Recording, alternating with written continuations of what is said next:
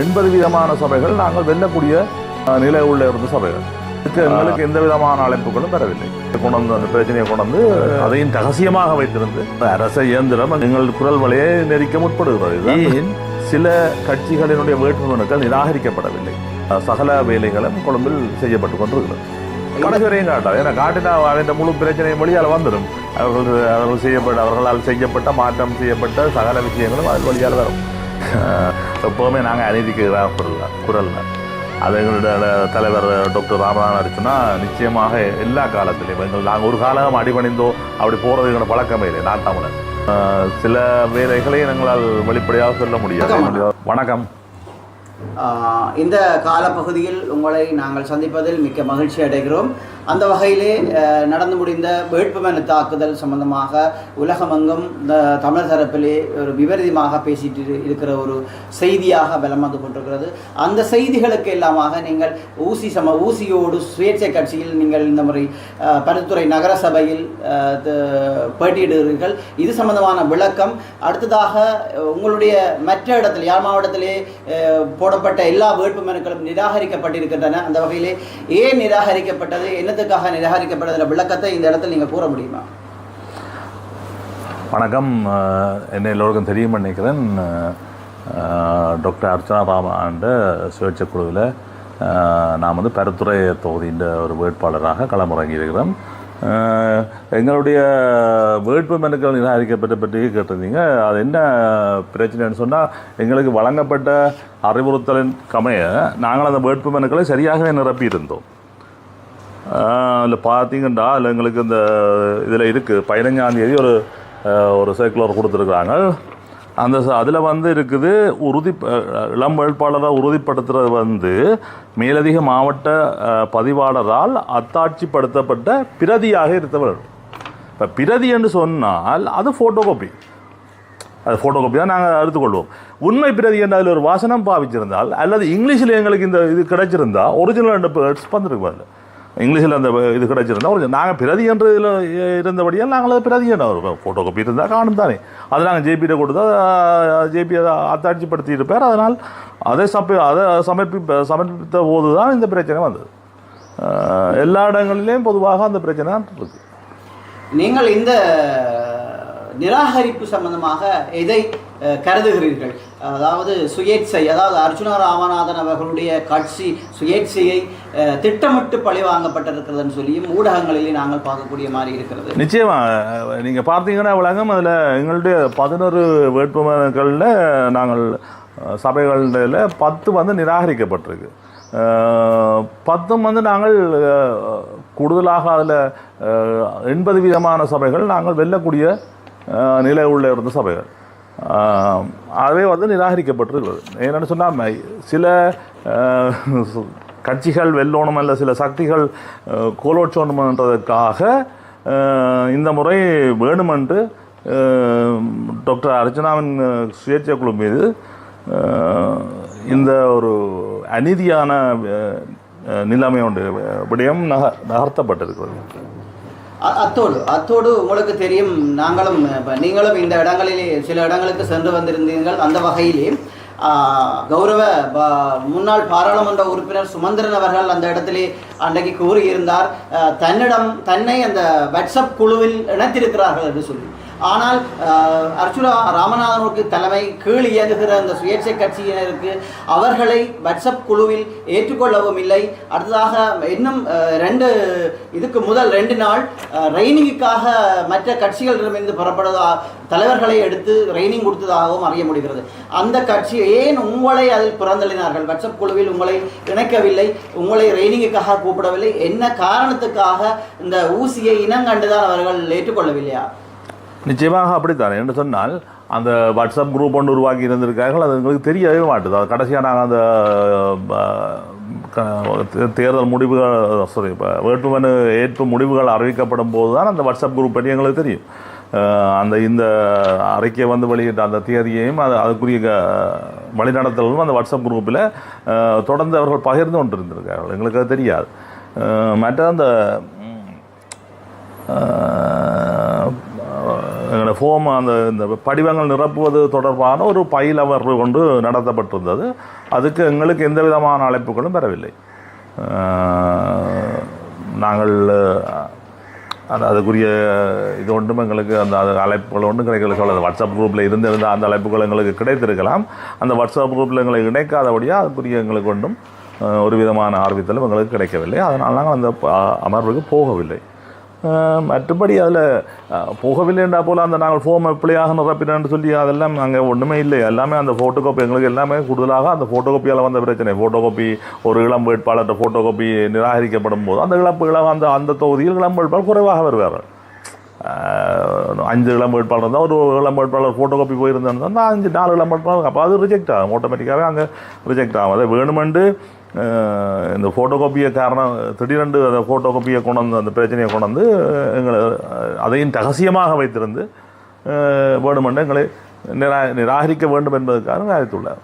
இந்த வகையிலே நாங்கள் சுயேட்சை உங்களது அதாவது டாக்டர் அர்ச்சுனா ராமனுடைய சுயேட்சைக்கு கீழ் இயங்குகின்ற இன்னொரு நபருடன் நாங்கள் கதைக்கும் போது அதாவது 16ஆம் தேதி வேட்புமனு தாக்குதல் கட்டுப்பணம் செலுத்தியவர்களுக்கு ஒரு டாக்குமெண்ட்டும் 17ஆம் தேதி கட்டுப்பணம் செலுத்தியவர்களுக்கு ஒரு டாக்குமெண்ட்டும் வழங்கி இருப்பதாக நாங்கள் அறியப்படுகிறது. இது சம்பந்தமாக உங்களுடைய கருத்து? மற்ற வேட்பாளருக்கு கொடுத்த டாக்குமெண்ட் வேறு, எங்களுக்கு கொடுத்த டாக்குமெண்ட் வேறு. என்ன காரணத்துக்காக இப்படி எல்லாம் மாற்றி இந்த மாற்றங்கள் இடம்பெறதுக்கு காரணம் என்ன? அதாவது அரச இயந்திரம் எங்கள் குரல் வலையை நெரிக்க முற்படுகிறது. இதுதான் இந்த சிம்பிளாக சொல்லக்கூடிய இலகுவாக நாம் காணக்கூடிய வெளிப்படையாக தெரியக்கூடிய விஷயம் வந்து அதுதான். அர்ச்சுனா ராமனுடைய குரல் வலையை இந்த அரச இயந்திரம் நசுக்க முற்படுகிறது. இது சம்பந்தமாக கதைக்க விடாமல் தான் டாக்டருக்கு 8 நாள் தடையும் விதிக்க குறித்த நேரத்தில் பாராளுமன்ற தடை விதிக்கப்பட்டுள்ளது. அந்த 8 நாள் தடையும் அந்த இல்லாட்டி இந்த பிரச்சனை என்று பாராளுமன்றத்தில் பேசப்பட்டிருக்கும். ஆனால் பேச முடியாமல் தடை விதிக்கப்பட்டிருக்கிறது. இதுக்கு முதலே சில பெரும் கட்சிகள் இந்த ஆலோசனைக்கு பிறகுதான் இந்த தடை விதிக்கப்பட்டிருப்பதாகவும் இந்த தடை விதிக்கப்படாத பட்சத்தில் இந்த நேற்றைய இந்த வேட்புமனு தாக்குதல் ரிஜெக்ட் பண்ண சம்பந்தமாக அர்ச்சுனா ராமன் அவர்கள் கட்டாயம் பாராளுமன்றத்தில் இதை குரலில் எழுப்பியிருப்பார் என்ற ஒரு பயத்துடனும் நோக்கத்துடனும் தான் ஏற்கனவே இருக்கிற 2-3 கட்சிகள் சேர்ந்து இந்த நடவடிக்கை எடுத்ததாக ஊடகங்களில் தெரிய வருகிறது. இது திட்டமிட்ட ஒரு சதி. இப்போ யோசிப்பாருங்க, அந்த காலத்தில் அந்த பாராளுமன்ற கௌரவ பாராளுமன்ற உறுப்பினருக்கு தடை விதிக்கப்பட்ட காலமும் இந்த நாமினேஷன் இந்த வேட்புமனு தாக்கல் செய்யப்பட்ட திகதியும் அந்த கால பகுதிக்குள் வருமாறு செய்யப்பட்டுள்ளது. இப்போ அதில் இருந்து எங்களுக்கு அதை விளங்கிக் கொள்ள வேண்டும், நாங்கள் என்ன நடக்கிறது என்று சொல்லி தமிழ் மக்கள் இதை புரிந்து கொள்ள வேண்டும். இந்த இடத்திலே நீங்கள் எங்களுடைய தமிழர் தாயகத்தில் வாழும் எங்களுடைய தமிழ் மக்களுக்கு என்ன கூற விரும்புகிறீர்கள்? தமிழர்கள் நசுக்கப்படுகிறார்கள் என்றது வெட்ட வெளிச்சமாக தெரிகிறது.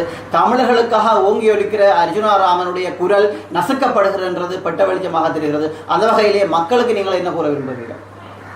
இதிலிருந்து நாங்கள் கற்றுக்கொள்ள வேண்டிய விஷயங்கள் மற்ற எதிர்காலத்தில் எங்களுடைய அரசியல் எப்படி போக போகுதுன்ற விஷயங்கள் சம்பந்தமாக மக்கள் விளங்கிக் கொள்ள வேண்டும்.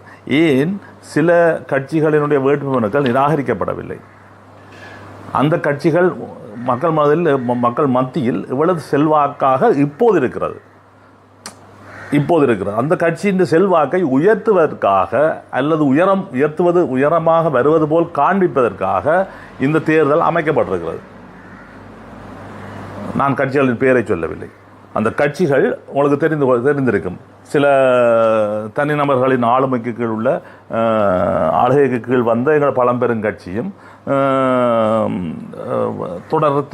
தொடர்ச்சியாக அமைச்சராக இருந்த ஒருவருடைய கட்சியும் இந்த செல்வாக்கை இருந்தது.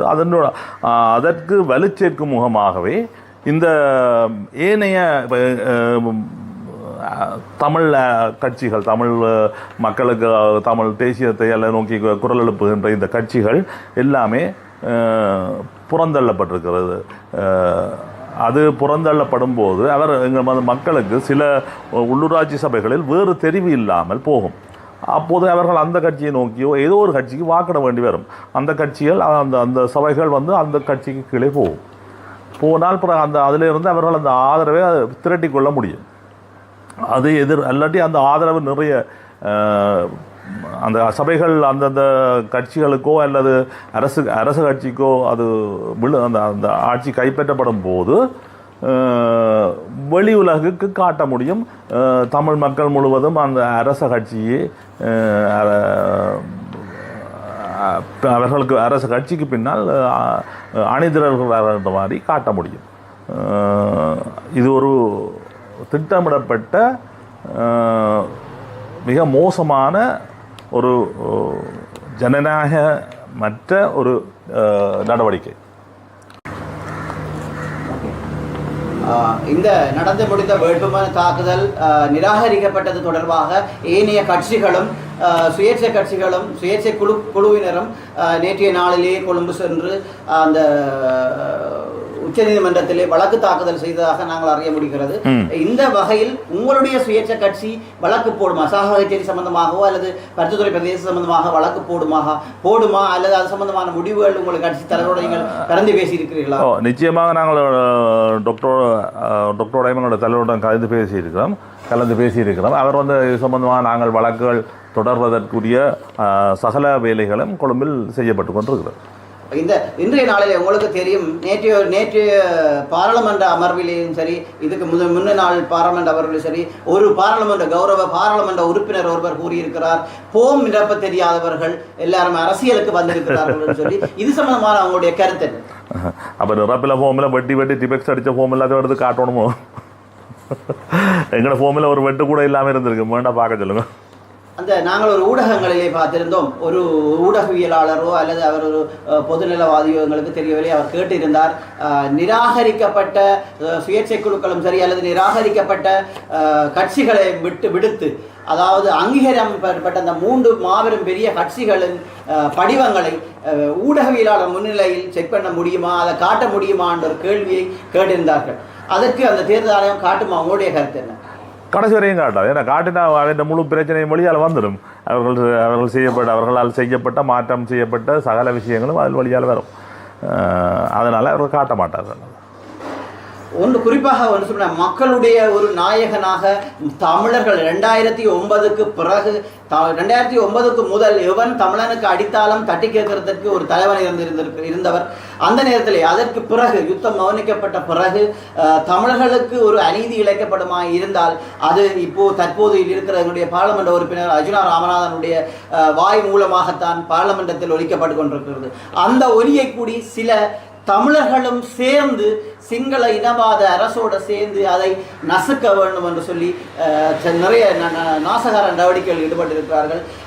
இவர்கள் இப்படியான போகும் பட்சத்தில் உங்களுடைய சுயேட்சை குழு தலைவர் அதுக்கு கட்டுப்பட்டு போவாரா அல்லது இந்த கட்சி என்ன மேலோங்கி செல்லுமா என்ற ஒரு கருத்தை உங்களுக்கு சொல்ல முடியுமா? எப்போவுமே நாங்கள் அநீதிக்கு குரல் அது எங்களோட தலைவர் டாக்டர் ராமநாதன் அடிச்சுன்னா நிச்சயமாக எல்லா காலத்திலையும் நாங்கள் ஒரு காலம் அடிபணிந்தோ அப்படி போகிறது எங்களோட பழக்கமே இல்லை. நான் தமிழர், அதுதான் டாக்டர் சொல்லுவார், நான் தமிழர். இந்த இப்படிப்பட்ட தோல்விகளோ இதுகளோ எங்களுக்கு ஒரு தடையல்ல. இது நாங்கள் இவற்றையெல்லாம் படிக்கலாக்கி கொண்டு இதிலிருந்து பெற்ற அனுபவங்களை கொண்டு நாங்கள் முன்னேறி போவோம். நாங்கள் நிச்சயமாக சகல பிரச்சனைகளுக்கும் நாங்கள் குரல் கொடுப்போம். எங்களால் முடிந்த அளவு எங்களால் என்ன செய்ய முடியுமோ அவ்வளோ செய்வோம். அடுத்ததாக ஒரு முக்கியமான ஒரு கேள்வி, உங்களுடைய அடுத்த கட்ட பரப்புரைகள், பிரச்சார பரப்புரைகள், தேர்தல் பரப்புரைகள் எந்த விதத்தில் கொண்டு செல்ல போறீர்கள்? எந்த காலத்தில் நீங்கள் ஆரம்பிக்கப்பட்டு எப்படி மக்களை அணுக போறீர்கள்? பரப்புரைகள் என்று சொல்லுவதற்கு என்று சொன்னால் நாங்கள் ஆல்ரெடி அந்த வேலைகளில் தயாராகிவிட்டோம். நாங்கள் அதை செய்து கொண்டு தான் இருக்கிறோம். இன்னும் போக போக அது நெருங்க இன்னும் அதில் வீச்சு கூடும். சில வேலைகளை எங்களால் வெளிப்படையாக சொல்ல முடியாது. என்னுடைய ரகசியமாக செய்ய வேண்டி இருப்பதால் நாங்கள் அது ரகசியமாக செய்வோம். தற்சமயம் எங்களுடைய பாராளுமன்ற உறுப்பினர் கௌரவ அர்ஜுனா ராமநாதன் அவர்களுடன் நீங்கள் கைகோத்து கொண்டிருக்கிறீர்கள். உங்களுக்கு தெரியும் நாங்கள் யாழ் மாவட்டத்திலே நிறைய நிராகரிக்கப்பட்டிருக்கிறன. அப்படி இருந்தும் பருத்தித்துறை பிரதேச நகர சபையிலே நீங்கள் வின் பண்ணி இருக்கிறீர்கள் என்று தான் சொல்ல வேண்டும். அதுக்கு நீங்கள் இந்த தேர்தலையும் வின் பண்ணுவதற்கு, வெற்றி பெறுவதற்கு நான் எங்கள் சார்பாக வாழ்த்துக்களையும் தெரிவித்துக் கொண்டு இவ்வளவு நேரமும் எங்களுடன் இந்த செவியை உங்களுடைய நேர பழுவையும் பார்க்காமல் எங்களுடன் ஈடுபட்டமைக்கு நன்றி கூறி விடைபெறுகிறோம். நன்றி.